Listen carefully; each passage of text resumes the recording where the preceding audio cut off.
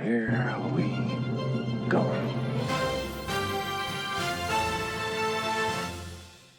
Hey, what's going on, gamers? I really wanted to make a video about Rainbow Six Extraction to talk about what I love about it, what it's about, and honestly, the biggest ideas I have for the future of the game. Extraction is a 3-player co-op shooter that randomly generates your team's spawn, enemy types, mission types, and there's about 13 mission types, and on higher difficulties, add modifiers to change the game that you perform in while you level up any of the 18 operators to unlock gear, perks, upgrades, and technology to face the Archean alien infestation. Each mission or incursion consists of 3 of the mission types randomly given to you, where they're separated by subzones. Each subzone has its own mission and extraction point, so you can choose to go deeper for more experience, where it gets harder, more populated with enemies and nests. And the nests are where the enemies spawn from, where if Archeans were to catch you or notice you and alert the enemies in the area, the nests become active. That also starts spawning more of the Archeans, which make it very important for you to take out those nests when they become activated or while they're inactive, so they can never spawn any more enemies in that area, allowing you to have some control while also giving you that reward for being a little bit more stealthy and doing recon before you take on each subzone. Now, when you start leveling your characters, unlocking all the regions, and getting comfortable with the game, you can push for the end game mode called Maelstrom Protocol, which is a locked seed week by week where all players go in to earn a rank based on their performance and completion of the mission. It's 3 times the size of a normal incursion. In the regular game, you're given 3 subzones to complete different tasks that are randomly generated, but in Maelstrom Protocol, you're given 9 subzones that week to try to get all the way up to diamond rank, which gives you limited time helmets to show that you've reached that rank that week, because then they relock to do it all over again, and also to complete a challenge that awards you with the microtransaction currency that allows you to get some of the shop skins for free if you grind week by week. Now, it does limit you to only about 120 React credits per week. Maybe that will change week by week depending on how hard the challenge is, but right now I've only been able to do the first week, which gave me 120 credits, and a group of skins for weapons was about 460 if I'm not mistaken. And then when you start getting to character skins, it starts getting into like the 600s and so on and so forth. So you can obviously choose to support the game and buy the React credits yourself, or you actually are given the opportunity to play this end game mode to grind points week by week to get some skins for free, which I think is amazing when you hear about the post-launch plan as well. Maelstrom Protocol is the toughest the game has to offer. It requires 3 players, communication, and coordination. Now, if you fail a mission in Extraction, you get knocked out and put into this foam suit where your teammates can actually try to save you by bringing you to an extraction zone to save your operator. If they can't, or your whole team fails, you all lose that operator to the Archeans and that map in that region, meaning that you have to go back into the same map in that region to try and save your operator from this like alien tree that they're held in.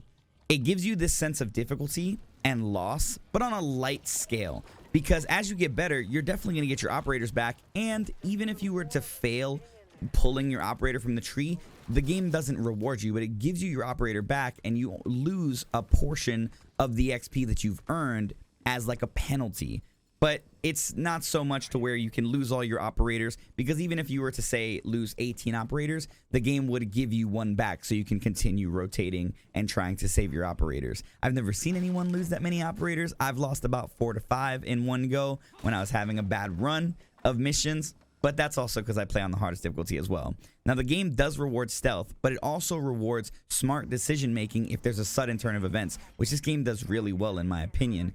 On the drop of a dime, you can find yourself in a tough situation fighting the Archeans as they're on the hunt for you, and as the nests become active and start spewing more and more Archeans for you to fight until you take out those nests. Now, the game is $40 at launch for the standard edition. I know the deluxe edition's $50. That gives you some like VIP status that gives you a discount on in-shop skins. It also is on Game Pass day 1. It has crossplay and cross progression. Now, if you were to purchase the game, rather, I don't think you get this on Game Pass, but if you were to purchase the game for the $40, starting on the 27th, you can invite 2 friends who don't own the game to join you for 2 weeks to play the game together. No restrictions on content either. So basically, within those 2 weeks, if you guys grind, you can get all your operators leveled, you can play Maelstrom Protocol, and you can definitely see the scope of the entire game, and maybe your buds will want to pick it up after the 2 weeks is up, or maybe you'll have your fill. Now, for me personally, I've put in over 50 hours into Extraction, and I just hit max level with every operator. I have a few studies to complete, which are these region-based missions to give you XP to your account progression, but also unlocks like lore and codex, so you understand more about the Archaeans, the operators, and the world in Rainbow Six Extraction. And I have to say, I'm more impressed than I even originally expected to be with the game. I'm about to cross a point where my only real need to play Extraction will be to jump on week by week to play Maelstrom Protocol for my React credits and to check out the assignment mode that gets swapped in. Like the first week, Wall to Wall is a mode that requires you to do a mission in each subzone and find this computer to hack open the safe zone door while the Archaeans are just sending hordes after your team. It's high intensity action and much different than the normal game that rewards more stealth, because you're constantly getting hordes sent at you the longer you take in each zone. I'm excited to see what new modes are coming, but I hope Wall to Wall comes back with some new twists.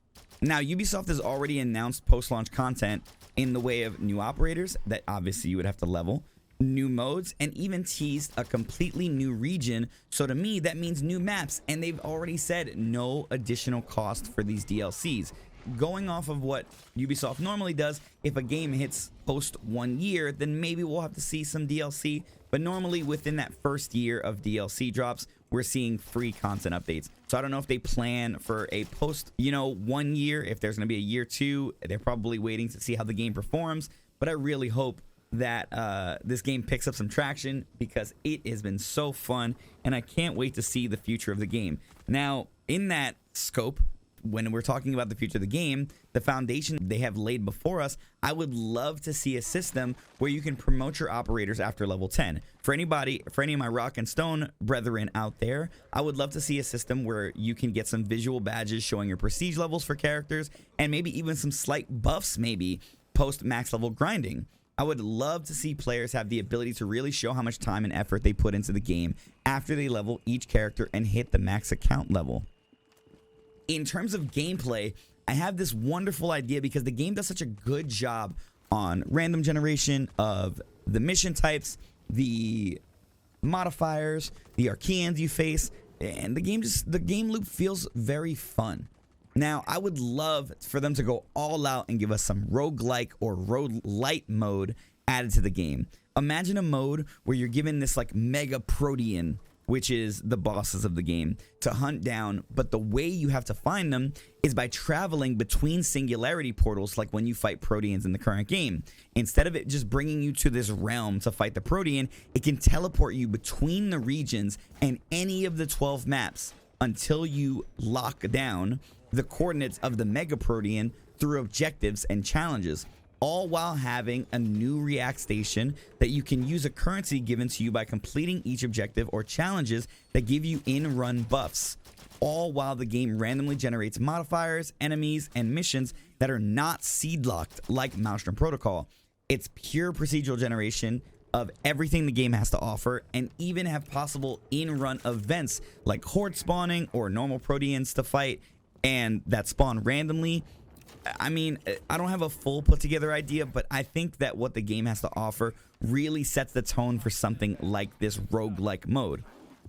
And this is all while the game gets harder and lowers your resources the later on in the run you get, while trying to make it to this Mega Protean. All for some exclusive skins, trinkets, while having a full roguelike experience. Now, there's obviously more to build on this idea with what the game already has to offer, but why don't you all let me know what you think of my idea? How about Extraction? Are you playing it? And if you're playing it, are you enjoying it? What would you like to see to make it an even better experience here? Let's keep the conversation constructive, please, because I think Ubisoft truly has something special here, and I'd love to see it grow and get some good support for some time to come. I'm gonna head out, guys. Let me know what you think in the comments. Please make sure to leave a like, and I'll see you guys on the next one. Bye, everybody.